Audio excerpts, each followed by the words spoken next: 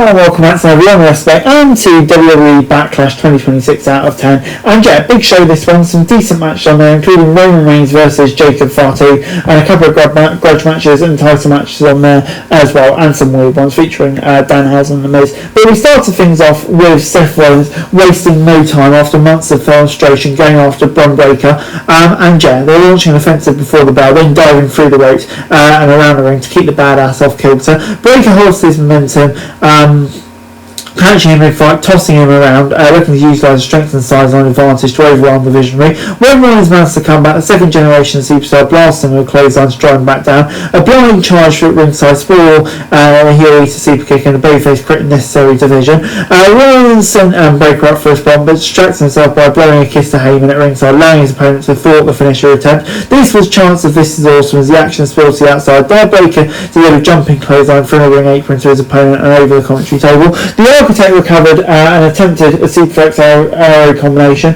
Breakker, however, countered it with a Falcon Arrow of his own for two. Later on, Rollins fought a third breaking Steiner, but landing on his feet, appearing to have victory in hand. However, the distraction from Heyman and interference from Paul in Theory gave it away to the badass, who the resilient six-time world champion kicked out at two. Rollins countered another spear with a pedigree. Triple H v Roman at WrestleMania 36, but it wasn't enough to win in the ring. Breakker caught a mid-leap from Rollins with a spear for the win. And interestingly, WWE played an age card on the second PLA in a row, with Rollins' age and wear and tear kind of getting down, similar to the main event. Based on the final stretch, the match didn't really need that. Sure, it protected Rollins, but even with the unnecessary interference, it was a strong opener and had the crowd white hot, giving Breakker a big victory. So yeah, overall we at 7 out of 10. We then got Trick Williams against Sami Zayn, and yeah, Trick started hot, but the fight to a disingenuous Zayn found himself on the defensive soon after as the grizzled veteran used the energy against him. Williams utilised a jumping neck breaker down his challenger, then caught him with an axe kick a la Booker T and downed him the chance of whoop that Trick. He drove Zayn into the mat with a Uranagi, but could only keep him down for two. When he took the fight to the ropes, though, the underdog from the underground cancelled the suplex attempt with a sunset flip power bomb for two. Williams caught charging Zayn with a boot to the face, but fell prey to the blue thunder bomb for two. Zayn attempted a springboard moonsault, but it landed on his feet and appeared to suffer any injury, only to reveal it as a ruse. From there, the heel capitalised on an inverse instruction from Lil Lotti and blasted the champ with a kendo stick, but still could only keep Williams down for two. Lotti delivered payback moments later, blasting Zayn with the same kendo stick as Williams was unable to capitalise. The heel unloaded on the rapper, beating him down at ringside and stalking him with a cane,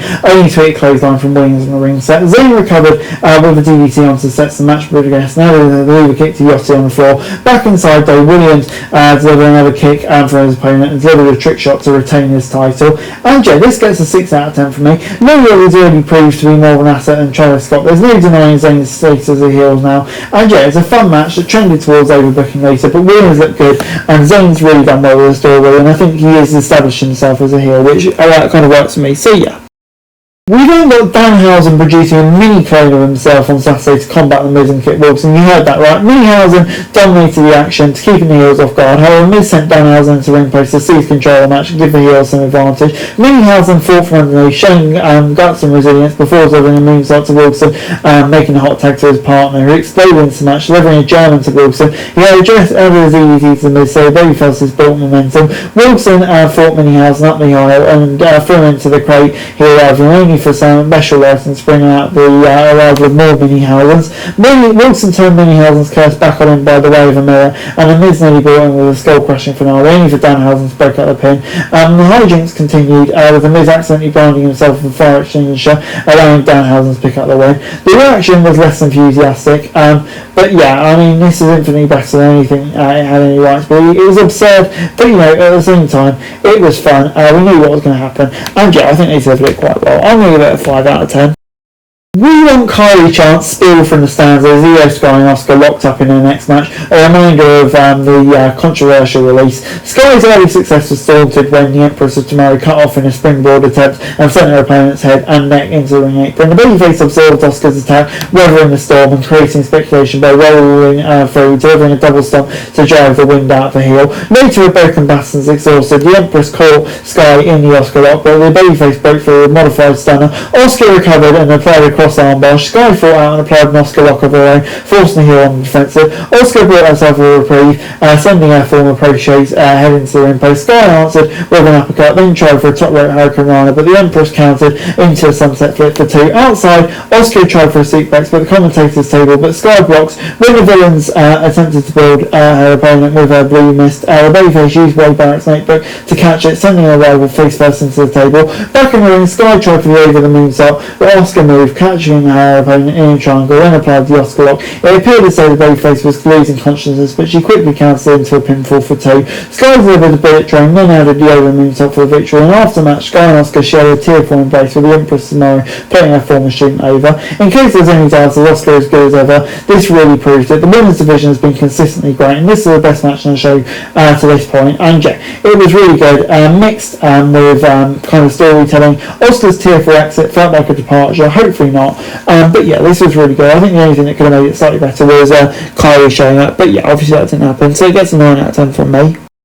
John Cena then hit the ring to make his foundation-shaking announcement after recapping the superstars who had their first taste of main roster action on his retirement show, Soul Rockers, Javon, Obafemi, etc. John Cena announced his own classic featuring stars on the main roster against NXT stars. On top of that will crown the first John Cena Classic champion. He said the fans will have the voice itself to crown the champion, meaning a wrestler who loses the match can still be crowned champion, thanking the fans. Introducing new things is awesome. Whether it works remains to be seen. It will hope to meet new stars, but I do think the fan voting could be a bit weird, but we'll have to see where it goes. Maybe not quite foundation shaking as well, but nice to see John Cena nonetheless. As we moved on to our world title match, Roman Reigns came in prepared to defend his title against Jacob Fatu in the Family Civil War main event, but the tribal chief found himself looking for answers earlier as the Samoan werewolf found an answer and threw everything he could at him. Chance of Fatu weighed down from the stands, appreciative of his defiance. When the tribal chief locked him with a Superman punch, kicking out at 2, then proceeded to drag the champion to the ring of where he powerbomb Reigns through the table. Fatu waited too long, nearly paid for it as the champ caught him with a spear. When he tried for another though, the challenger caught him in a Samoan drop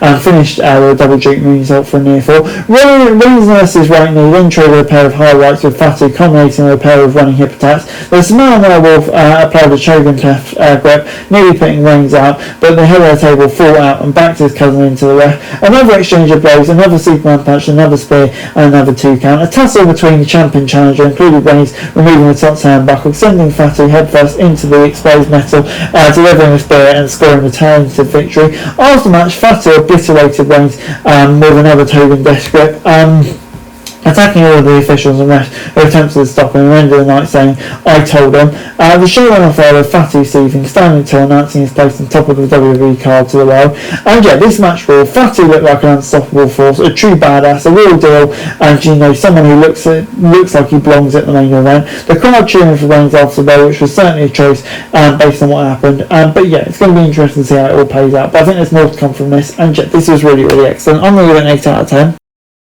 Overall, Backlash gets an 8 out of 10 from me. This was a very consistent WWE card in months with quality action across it. There was something for everyone, from the evolution of badasses, showcase of women's wrestling, to the epitome of sports entertainment with Danhausen. Did anything truly newsworthy happen? No, but in terms of in-ring work, storyline, etc., I really felt it delivered. So yeah, it gets an 8 out of 10 from me. Video. Thanks very much for watching. Remember to like, share, subscribe, follow us on our socials, link in the description below for daily wrestling news, meme and content. Subscribe to our other channels on screen right now, that'd be greatly appreciated. Thanks very much for watching. Peace out.